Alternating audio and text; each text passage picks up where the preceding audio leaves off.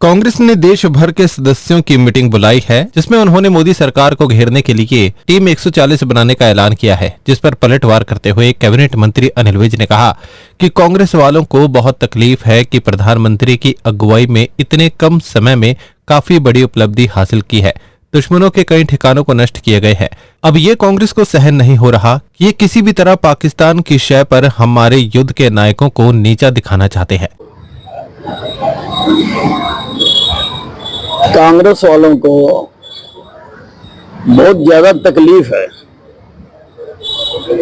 कि नरेंद्र मोदी जी की रहनुमाई में देश ने इतने कम दिनों की लड़ाई में इतनी बड़ी उपलब्धता हासिल की है।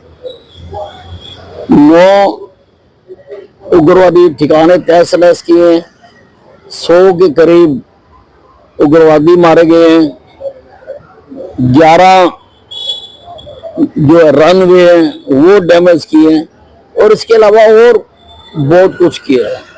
अब ये इनको सुहा नहीं रहा, ये किसी भी प्रकार से पाकिस्तान की शय पर हमारे युद्ध के नायक को नीचा दिखाना चाहते हैं, जबकि वो लोगों के दिलों पर छप चुके हैं और उनको कोई नीचा नहीं कर सकता।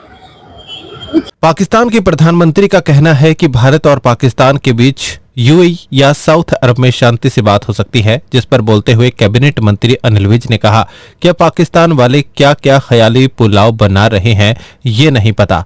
वो अपनी एक भी बात पर अडिग नहीं है, रोज कॉन्फ्लिक्ट बयान दे रहे हैं, इसीलिए उनकी बातों पर कोई जवाब नहीं दिया जा सकता। वहीं पाकिस्तान अर्थव्यवस्था को बचाने के लिए पाकिस्तान 40,000 करोड़ का कर्ज लेने को तैयार है, जिस पर तंज कसते हुए विज ने कहा कि पाकिस्तान ने तो बिकना ही है, अब कौन कौन खरीदार मैदान में है वो देखने की बात है। महंगाई कई गुना ज्यादा बढ़ गई है, रोजमर्रा की चीजें जैसे आलू, आटा, दाल, चावल सब महंगा हो गया है। पाकिस्तान में सिंध अलग होना चाहते हैं तो उन्हें नहीं लगता कि ये साथ रह पाएंगे। हो सकती है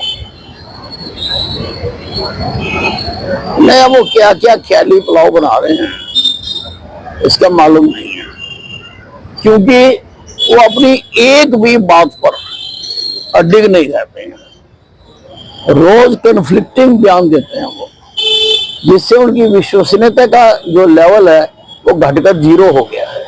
इसलिए उनकी किसी बात पर कोई प्रतिक्रिया नहीं दी जाती। अगर आपको बचाने के लिए पाकिस्तान की 40,000 करोड़ का कर्ज लेने की बात कर रहा है। अब देखो, पाकिस्तान ने तो बिकना ही है। अब कौन कौन खरीददार हैं मैदान में ये देखने की बात है, लेकिन पाकिस्तान बिकने के कगार पर है, पूरी तरह से भूखा नंगा हो गया। जो महंगाई है वो कई गुना ज्यादा बढ़ गई है, लोगों के रोज काम आने वाली चीजें, आलू, प्याज, दालें आसमान छू रही हैं, तो इनसे तो वो चलने वाला है नहीं। वैसे भी पाकिस्तान इस वक्त गृह युद्ध के कगार पर खड़ा है। सिंध अलग होना चाहते हैं और बलूचिस्तान के लोग पाकिस्तान से अलग होना चाहते हैं, और मुझे नहीं लगता कि ये उनको अपने साथ रख पाएंगे। बीएसएफ ने जम्मू सीमा पर 5 पाकिस्तानी चौकियां नष्ट की, आतंकियों का एक लॉन्च पैड भी खत्म, जिस पर बोलते हुए अनिल विज ने कहा कि बिल्कुल करेंगे। मोदी जी ने ऐलान किया है कि हमने सीज फायर की है, लड़ाई खत्म नहीं की। लड़ाई उस दिन खत्म होगी जिस दिन एक एक उग्रवादी खत्म होगा। बिल्कुल हम करते रहेंगे। मोदी जी का साफ ऐलान है कि हमने सीज फायर की है, लड़ाई खत्म नहीं की है। लड़ाई खत्म उसी दिन होगी जिस दिन एक एक उग्रवादी को उसके अंजाम तक पहुंचा दिया जाएगा। वहीं श्रम मंत्री अनिल विज ने प्रदेश में 26 अलग अलग जगह पर श्रम कोड बनाने का ऐलान किया है, जिसके लिए मंजूरी भी मिल गई है।